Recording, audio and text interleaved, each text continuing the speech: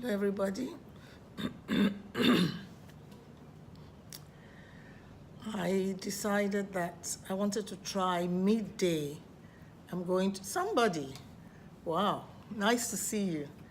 I decided I wanted to try midday. Hello, somebody. Hello. Oh, Jibril, my darling son. I haven't seen you for so long. There's somebody, there's Jibril. Let me just wait for 2 minutes. There's something very important I want to discuss that would, that will benefit you all in the long run. You know me, I always come up with things based on what I hear, what I see. Somebody, I'm fine, everybody is fine, and you yourself, I hope you're fine too. We had a good time last, was it Sunday? Yes. And I said, all of you should tell me what time was good for you. So some people said 12:30, some people said 5:30, and some people said 7:30, which is the normal time once a week that I give it on Wednesday, Thursday, or Friday. Some said Wednesday, some said Thursday, some said Friday afternoon. So here I am, I'm trying it, I'm trying it. So I'll see the one that suits everybody so that I can come in and drop this little life skills that is very, very important.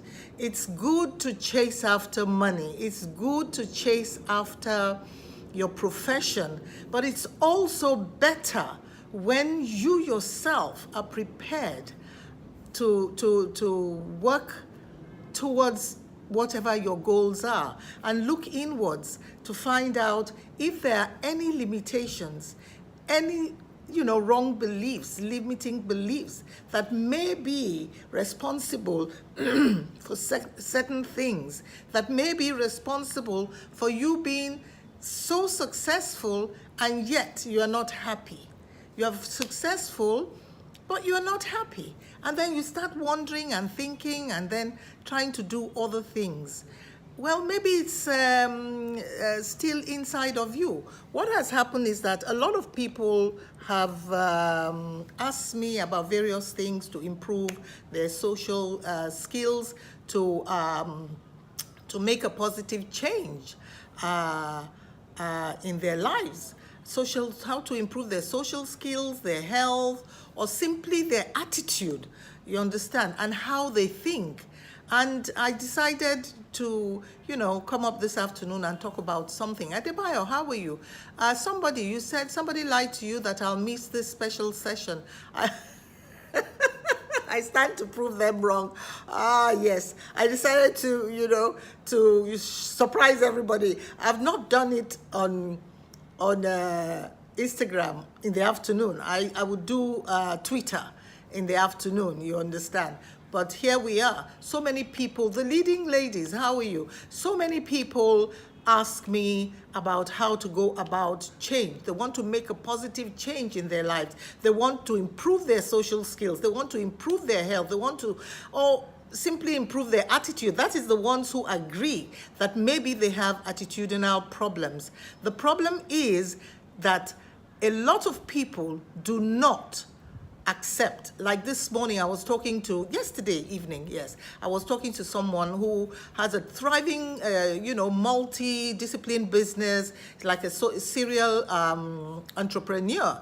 And somehow, things just get messed up all the time, And I've told her many times, I said, you're very, very, very creative, but your management style and your administrative style is not working for you. So there's a high turnover of staff. You see, I'm a management person. I don't talk much about it because I believe that attitude and behavior is crucial to whatever you're doing. So I lean more into emotional intelligence, into attitudinal and behavioral skills, because in all aspects of life, all aspects, that is key.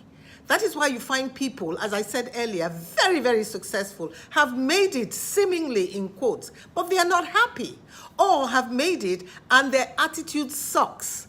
But because somehow they've made it, the staff around or the business partners just hang on there and just take, you see, they take what they can from that person without giving much back. Or they work in fear, but they always make alternative plans to now leave at a certain point when they have acquired enough knowledge. Yes, you can do that. You can do internship, you can work for X number of years for you to acquire skills in what you want, and when you're leaving, it's with a very fantastic handshake. But is it everybody that is an entrepreneur? No, it's not everybody that is an entrepreneur. There are people who are made to be professionals to support entrepreneurship, to support organizations, to support corporate bodies, and even in governance. You understand, it's not a business, although some people are trying to make it a business. It's not a business. So they're supposed to work for the people, but they are professionals. So you see, anything you do, you must do it with your goal in mind, and your attitude and behavior is key to you being a success. I mean, Harvard has said it all. He said, I keep repeating it.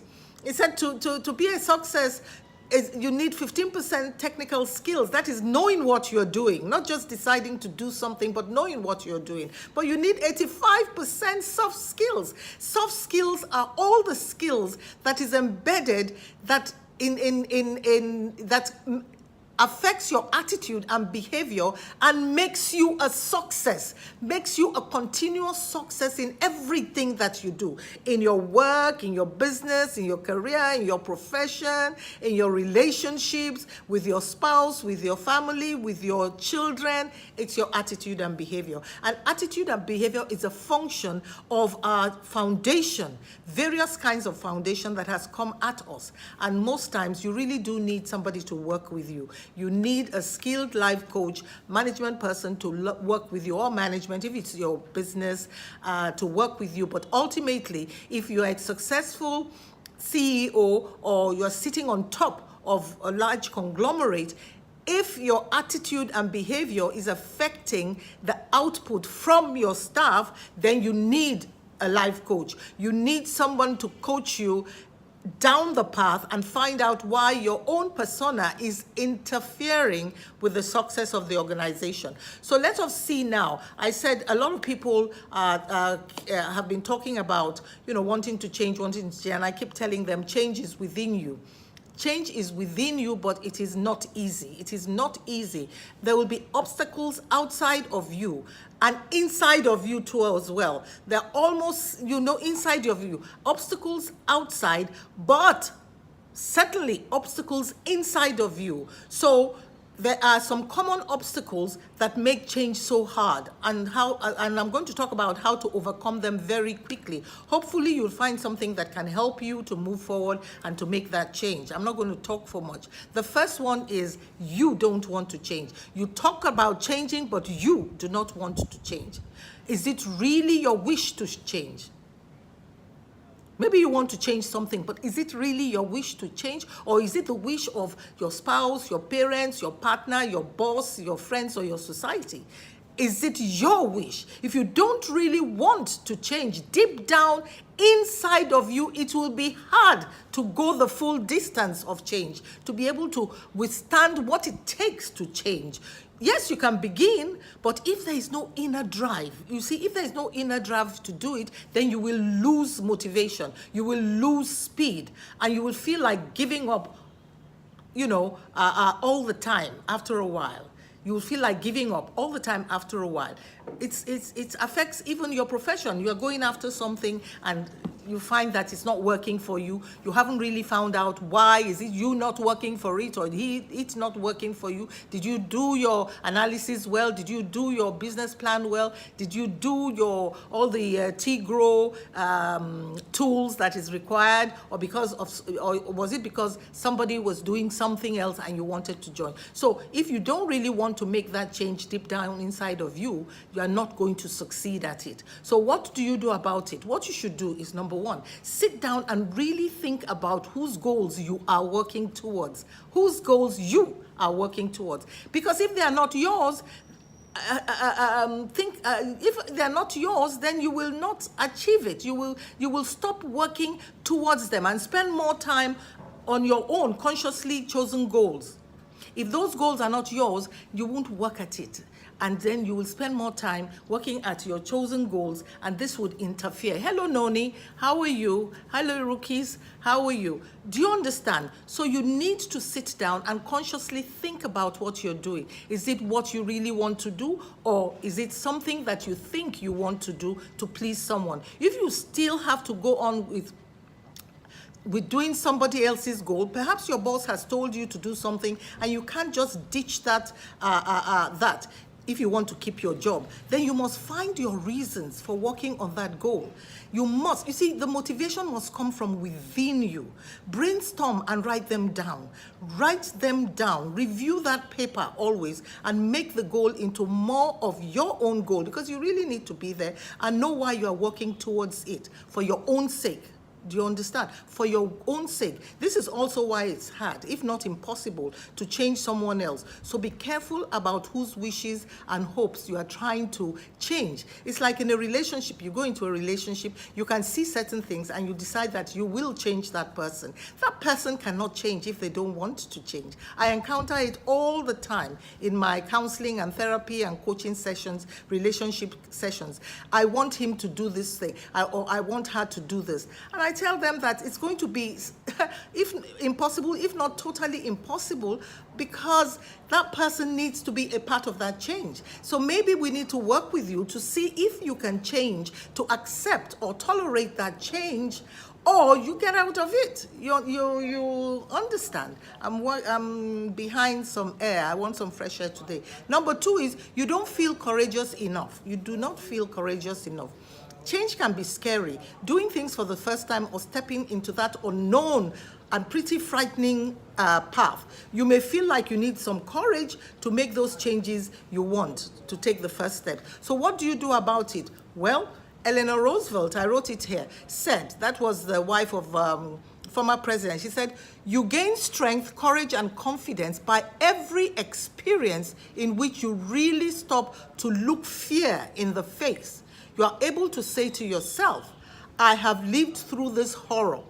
I can take the next thing that comes along. You must do the thing you think you cannot do. Do you understand? You have to be willing to take action, to move out of your comfort zone and to face that fear. A lot of times it's fear that keeps us stuck. Your fear of the unknown. To face that fear, to increase your courage and self-confidence in a way that stays with you. It's not like when you, pump it up temporarily. I'm going to face it. I'm going to face it. And then when it faces you, you back out. Do you understand me? You have to be willing to take the punch and risk some emotional pain for a while. There's no way of getting around it. There's no way. You've got to face it. You've got to face it. I can't lie to you. Sometimes it could suck. You would go to bed and feel sick to your stomach and just hope the day will end and you'll wake up and that thing will go away. That change will happen overnight. No, you'll wake up and you'll meet that change there. Do you understand? And another thing is this. When you do things, you don't just, when you don't just build up confidence in your ability to handle different situations. You also experience progressive desensitization. What that means is that situations like, for example, people come to me too as well about public speaking. And let me tell you something. I used to be very shy. Oh my goodness. Tell me to stand in front of people to talk. I'll disintegrate totally and absolutely. And look at me. I speak at large conferences, over 500, 1,000 people. And sometimes I'm in awe of myself that, did I really do that? And you see, those kind of things, when you look change in the face and you say, I don't feel like doing it. Oh, I'm not courageous, but I will try. I will do it. Once you get past that first hurdle, you will find that it's a reference point for you. So you must make sure that, you go at that thing that is making you afraid. So the first one is as I said, you don't want to change. Second thing, you don't feel courageous enough. You need to be courageous. You are bold. You are bold.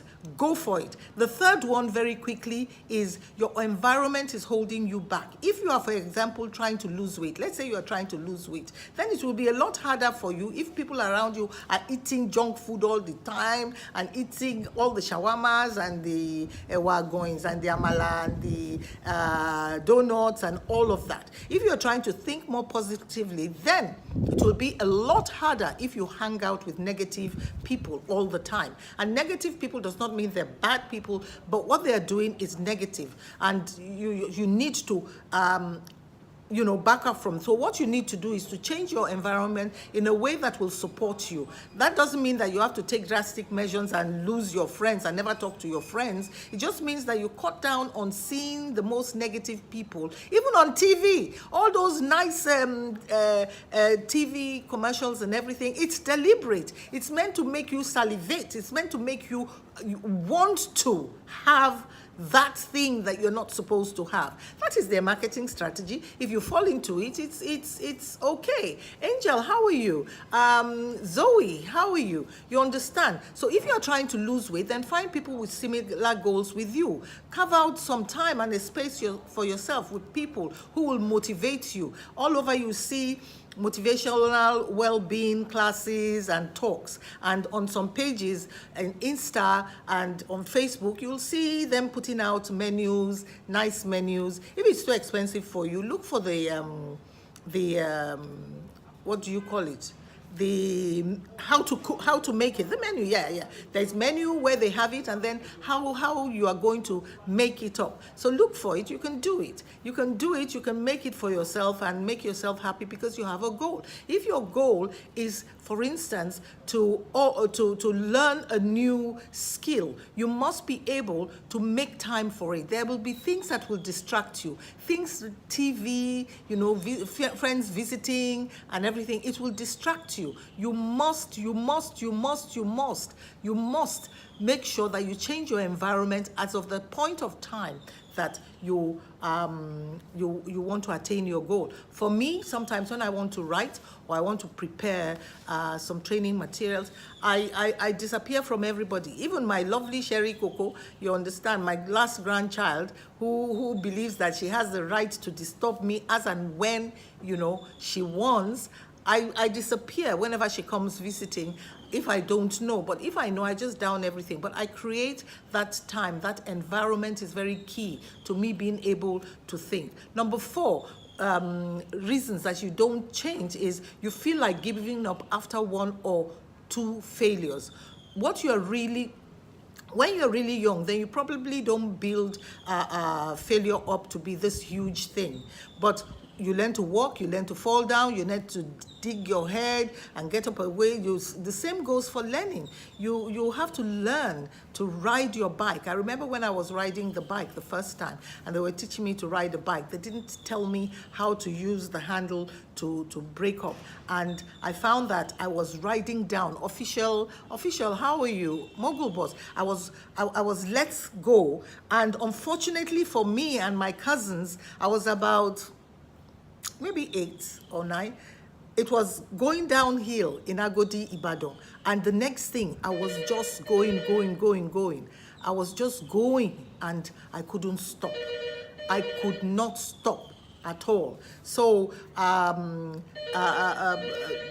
I went back on that bicycle again. I went back. Official, how are you? Just a minute.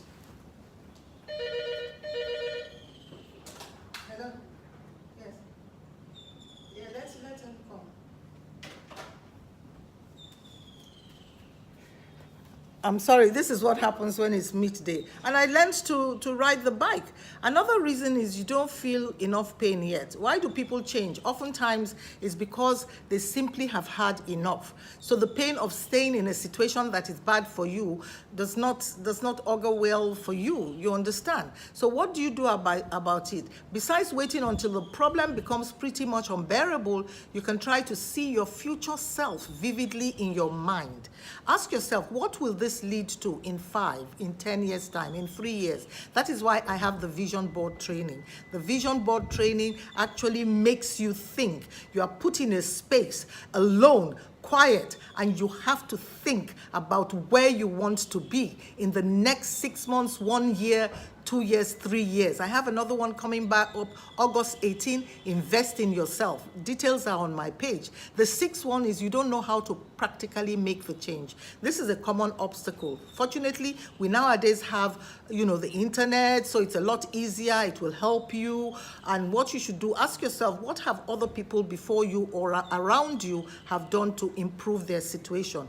That helps. You understand? So make sure that you take advice from someone who actually has been in your shoes and gone from where you are to where you want to go. So those are the 6 areas that why people do not want to change. And you are the one who will take responsibility for them. So have a blessed day, have a lovely weekend, and I'll see you next week. I'll try the time again around 5.